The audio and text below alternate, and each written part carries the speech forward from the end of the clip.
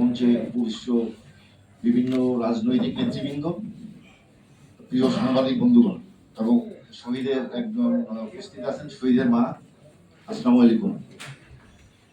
আমি একজন শ্রমিক হিসেবে এখনো কর্মরত আছি আর কি। বিগত যে আন্দোলনের বিষয়ে আলোচনা হইতেছে, বাংলাদেশের শ্রম আইন অনুযায়ী দেশে বর্তমানে শ্রমজীবী মানুষের সংখ্যা প্রায় 8 কোটি। আমি জাতীয়তাবাদী শ্রমিক দলের উদ্যোগে গত 1 মেতে একটা সমাবেশ হয়েছিল, বাংলাদেশের ইতিহাসে সবচেয়ে বড় শ্রমিক সমাবেশ, বিএনপি অফিসের সামনে। ওখানে আমরা একটা কথা বলেছিলাম যে আমাদের বাঁচার মতো মজুরি চাই আমরা। বাংলাদেশ 1971 সালে যে দেশে স্বাধীন হয়েছিল, এখানে নাগরিকরা সবাই সমান সুযোগ সুবিধা পাবে, বৈষম্যহীন একটা সমাজ গঠিত হবে।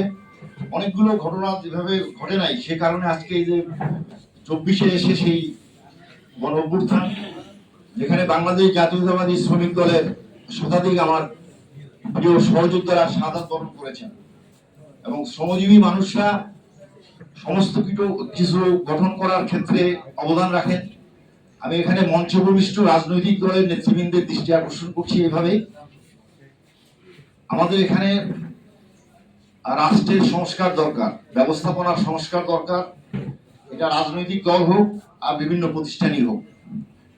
রাষ্ট্র যখন আমাকে ব্যবস্থাপনাগত ত্রুটির কারণে আমাকে দুর্নীতিবাজ বানায়, আমাকে চাঁদাবাজ বানায়, আমাকে দখলকারী বানায়, তাহলে সে রাষ্ট্রের প্রথমে কাঠামোগত সংস্কার দরকার।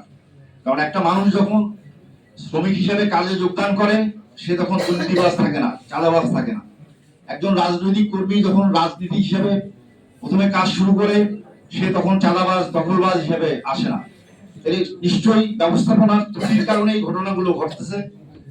আগামী দিনে আপনারা জানেন, আমাদের প্রিয় নেতা জনাব তারেক রহমান, বিএনপির ভারপ্রাপ্ত চেয়ারম্যান, উনি একটা সমাজ সংস্কারের ব্যাপারে ইতিমধ্যে 31 দফার একটা সংস্কার প্রস্তাব উপস্থাপন করেছেন। সেই সংস্কারের মধ্যে দিয়ে আজকে আমাদের সামনে এগিয়ে যেতে হবে। আর আমাদের এই দেশে যেরকম বাংলাদেশে এখন দুর্নীতি একটা সবচেয়ে বড় সমস্যা, আমরা শেখ হাসিনাকে মহা দুর্নীতিবাজের রানী হিসাবে আমরা চিনেছি, কিন্তু আমরা এই যে কয়েকদিন আগে আমাদের এই যে কিছু উপদেষ্টাদের সহকর্মীদের দুর্নীতির খবর এসছে, সেই খবর যদি দেখি আমরা, তাহলে সেটা চমকে যাওয়ার মতো ঘটনা। তাহলে রাষ্ট্রীয় ব্যবস্থাপনার মধ্যে ত্রুটি থাকার কারণেই এই ঘটনাগুলো ঘটছে। আমি এই নেতৃবৃন্দকে আমি অনুরোধ করতে চাই এইভাবে, আগামী দিনে বাংলাদেশের মানুষের বাঁচার মতো মজুরি, জীবন ধারণের নিরাপত্তা এবং যে আকাঙ্ক্ষা, এই বিপ্লব ঘটেছে, এই বিপ্লবের আকাঙ্ক্ষা যাতে সবাই মিলে আমাদের, যাতে শেখ হাসিনা বিরোধী যারা আমরা ছিলাম, সবাই যাতে ঐক্যবদ্ধভাবে থেকে বাংলাদেশকে এগিয়ে নিয়ে যাই, সেই আমন্ত্রণ, সেই অনুরোধ রেখে।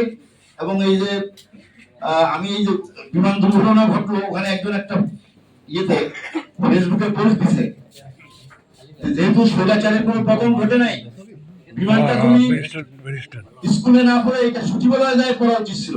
আপনারা এটা নিশ্চয়ই ফেসবুকে দেখেছেন।